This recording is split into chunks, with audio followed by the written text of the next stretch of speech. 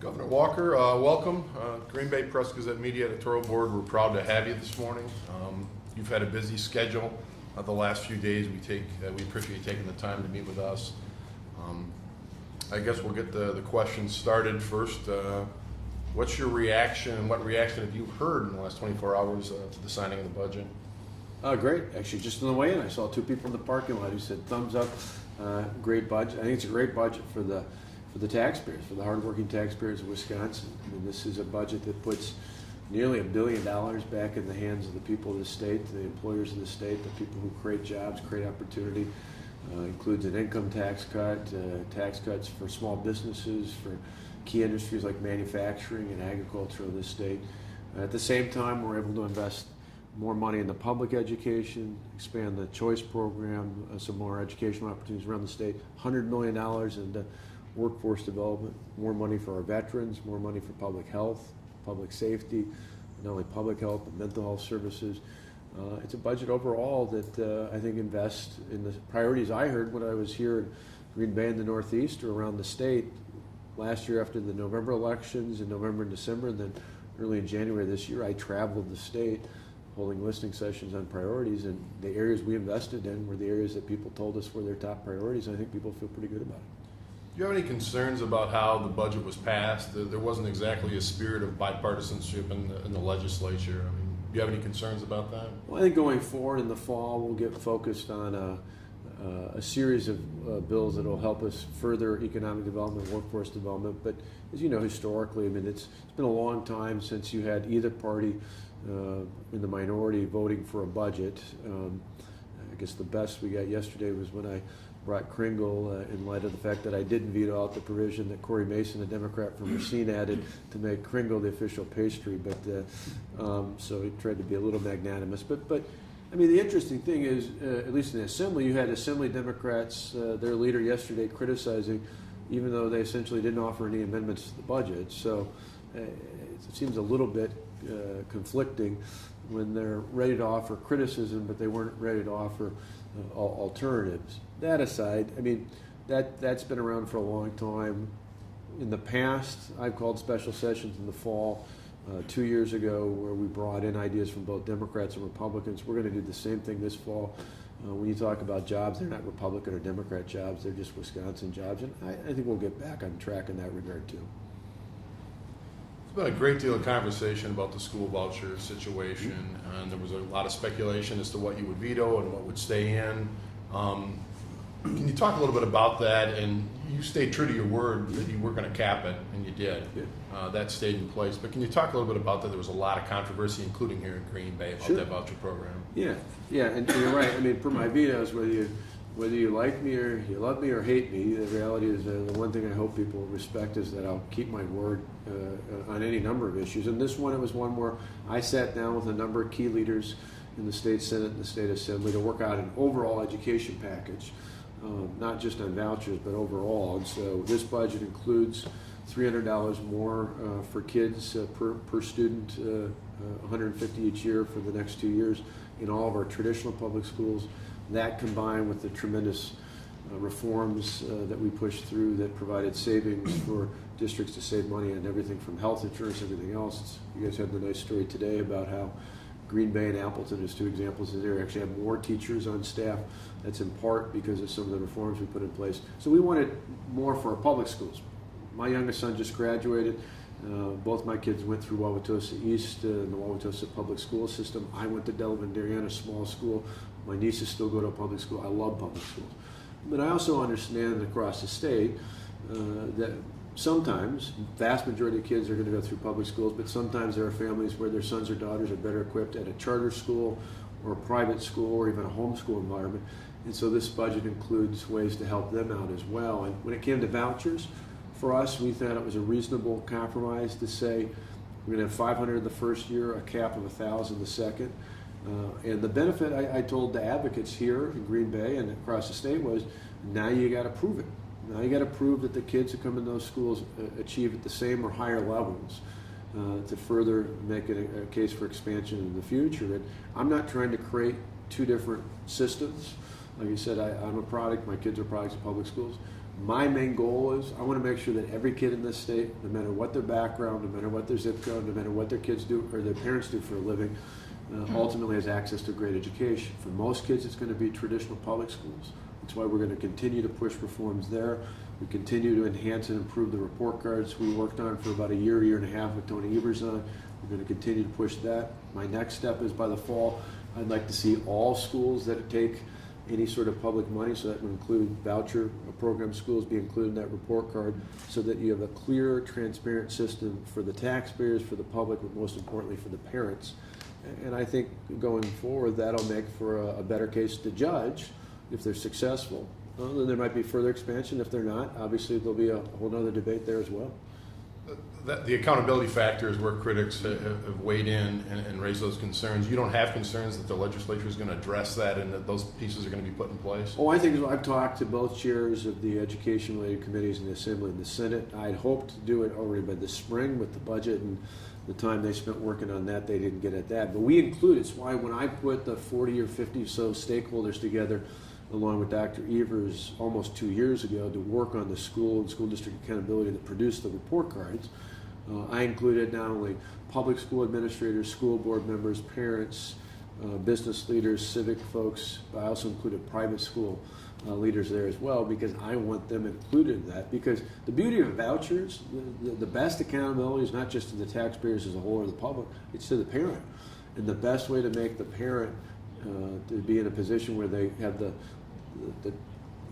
best opportunity overall to look out for the interests of their son or daughter is to give them full, transparent, objective knowledge as to how those schools are performing. And it's not just for voucher schools. It's why, I looked at my kids' high school. I looked at the district where I live. I looked at the district where my nieces live. And those objective report cards are great whether you send your kid to a public school, a charter school, or now, hopefully going forward, to any of the voucher participating schools. Speaking of letter grades, to go off the budget for a second, if you were to give yourself a letter grade for job creation, where would that fall, Governor? There was a lot made of the goal of 250,000 jobs, creating an environment for that. That hasn't exactly happened, but what letter grade would you give yourself in terms of job creation? B-. And the reason I say that is put in context. My critics hone in on the 250,000 goal by the beginning of 2015. They ignored the fact that when they were in charge just a few years ago, the 4 years before I took over as governor, when my predecessor's last term was in place, we lost 133,000 jobs in the state. The budget back in 2009, the last budget that Democrats controlled everything, the governorship, the Assembly, and the Senate, was a budget that raised taxes by over $1 billion, that had many times larger property tax increases that came out of it, that had the use of one-time federal stimulus money to create to fill in the Medicaid and school aid deficit, that rated from the transportation fund. All that led to a $3.6 billion budget deficit. We came in. Those were things, $1 billion budget deficits, record job loss, double-digit tax increases. Those were things that led to real problems when it came to jobs. Now, we've turned that around. Not only have we seen the gain of 62,000 jobs in the first 2 years I was in office, but we built the foundation upon which we're going to, I think, be even better going forward. And give you another couple examples of that. Compare us to Illinois. 4 years ago, at the same time that budget was going on, I was talking about, our unemployment rate was 9.2%.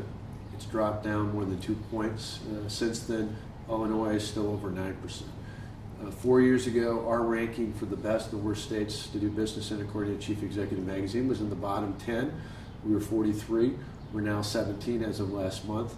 Illinois is still ranked in the bottom 10. 4 years ago, the statewide chamber did a survey of employers and found that just 4% thought we were heading in the right direction. Just last month, that moved up to 94% think we're heading in the right direction. We've shown we went from job loss of 133,000 to 62,000 jobs gained over a 2-year period, where I think any objective observer would say we had some challenges. Mainly, we had months and months of protest. We had a first wave of recall, and we had the recall of myself, the lieutenant governor, and 4 other senators to deal with throughout that time frame. All those things were huge distractions for job creators. And I heard it enough time, whether it was here in Green Bay or in Appleton or Oshkosh or Manitowoc or anywhere else around the state, I heard it so many times it really moved from an anecdote to an almost informal survey of employers who'd say, like what you're doing, like the direction you put the state on. But man, I waited till after June 5th to decide what I was going to do in terms of employment, because I had some real concern we might go backwards. So I think going forward, for us it's not an A, maybe an A for the effort to turn the climate around, but I'd say a B- in terms of results, with the rest yet to come over the next 2 years. What are some of the ideas that you have in mind for job creation? You talked about this fall that you and the legislature would get together and talk about that. Well, I think there's a number of things I think we can build off. In this budget, we put about $100 million into workforce development, everything from workforce development grants that we've done at the local level, a new labor management information system, more money in our technical schools, more money in the UW, particularly for the UW Flex option, to provide quicker ways to get more engineers and IT techs and healthcare providers. More money, even here, again in northeastern Wisconsin, for example, De Pere, we helped the Medical College of Wisconsin put a new campus. We helped money for the UW for the medical school to help more rural areas get access to health care. All those things are tied into workforce development. I think we'll build off of that. This budget also includes tremendous reform when it comes to unemployment compensation. One of the hassles we hear, particularly from small businesses, is when it comes to things like unemployment and workers' comp issues, they felt like they spend too much of their time dealing with government regulations and not enough time actually creating sales and creating jobs and opportunity. So in the fall, we'd like to work with the legislature to build off those unemployment comp reforms, maybe do some more workers' comp reform, continue to do things that reinvest in our technical colleges and some of our workforce development programs, but really targeted so that we're constantly improving and adapting and relating. One of the reasons why we put money in for a new labor management information system is, you guys know this because it gets reported each month, we have the monthly numbers that come out on jobs that even this last month when the numbers were good, we warn are really a very poor sample because they represent literally a sample of 3.5% of the employers. Now, if you ask 3.5% of your subscribers, what do you think? You'd listen, but you wouldn't base all your decisions just on that. You'd want a broader sample. The quarterly numbers that come out are the full survey of almost every employer in the state of Wisconsin, about 96%. That's a much more accurate reflection of what trends are. The problem is, under the federal system, the Bureau of Labor Statistics, those numbers have a 6-month lag. So the numbers we're talking about now are the numbers through the end of 2012. We don't want to replace that. That's still there. We're not going to say, we're not trying to ignore that. We're just saying with this new labor management information system, we'd like to get closer to real time so that if we find, for example, if manufacturing's heavy here in the New North, in the northeast part of the state, if manufacturers were telling us, hey, we really have a shortage of high-skilled welders or CNC operators or fabricators, then we need to work with Northeastern Wisconsin Technical College and our local workforce investment boards and aggressively move to act on that, whether it's that or Lakeshore or others. We want to be much more aggressive in working in real time and trying to address those needs. Because if you wait for 6 months, well, it's a twofold issue. It's a challenge, but I view big challenges, big opportunities. The challenge is employers, particularly manufacturing, tell us all the time, we have jobs. We just don't have enough people with the skill sets needed to fill those jobs. So that's the challenge. The opportunity is not only can we fill those, and on any given week, our State Department of Workforce Development has a website that has anywhere from 30 to 40,000 job openings available to people in the state of Wisconsin. And that's without us even, that's not our job to go out and seek out jobs. It's just a voluntary portal by which to provide this information. 30 to 40,000 jobs. So many of those are jobs where there's people in those areas that don't have the skill sets to fit those. We need to plug that in. But the second part of that opportunity is not just to fill existing jobs, but many of those employers tell us, if I could fill those, if I felt confident I could fill the positions I have open today, I'd take on more work. I have more opportunities nationally or in the region to take on more employment. I could add another shift or I could add more positions, but they're reluctant to do that until they can ensure they can fill the positions they have open right now. That's where the greatest area of focus has to be. To that end, do you feel confident in the changes done at WBC to help with job creation and that and get it more accountable? Well, I think that when it comes to the biggest issue of filling those positions, it's really workforce development. So it's really the Department of Workforce Development. And I think the $100 million we invest in this budget and do so in a collaboration, not just through DWD, but through the tech colleges, the workforce investment boards, the regions, even working with things like the New North and others out there, I think is very strong. I think in terms of the Wisconsin Economic Development Corporation, it's really kind of the tale of two different agencies. On the front line, Barb and the people here that work in the Northeast doing a tremendous job. I have calls all the time. I'm following up on leads they've made. Employers tell me, chambers tell me, the New North, other regions tell me all the time. Frontline staff's doing a tremendous job. They're aggressive out there. They're working on tips. They're working on follow-ups. We had a great session not long ago we held over on campus here at Northeastern Wisconsin Technical College, where we brought manufacturers in to highlight the growth and opportunity potentials there. Great follow. The challenge has been in the audits, both the Legislative Audit Bureau and the internal audit that were done, both show the problems have been with the administrative change when they moved from the Department of Commerce to the new Economic Development Corporation. And I think by the time in a few weeks when we're back here in town for the board meeting of the WDC, at that point our expectation, the expectation of the board members is that we'll have a complete review of all the changes that have been made to address those audit concerns, because there are some significant ones and ones we take very seriously. I mean, the LAB audit pointed out that of 60 loans that were outstanding, 58 of those were loans made before the Wisconsin Economic Development Corporation was created. But just because they didn't make those loans doesn't mean they can't be aggressive in trying to follow up on loans that were made in the past.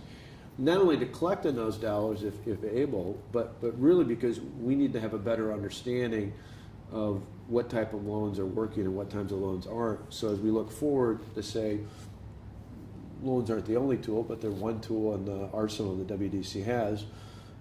Which ones are successful and which ones aren't. And we can use that information for future decisions as well.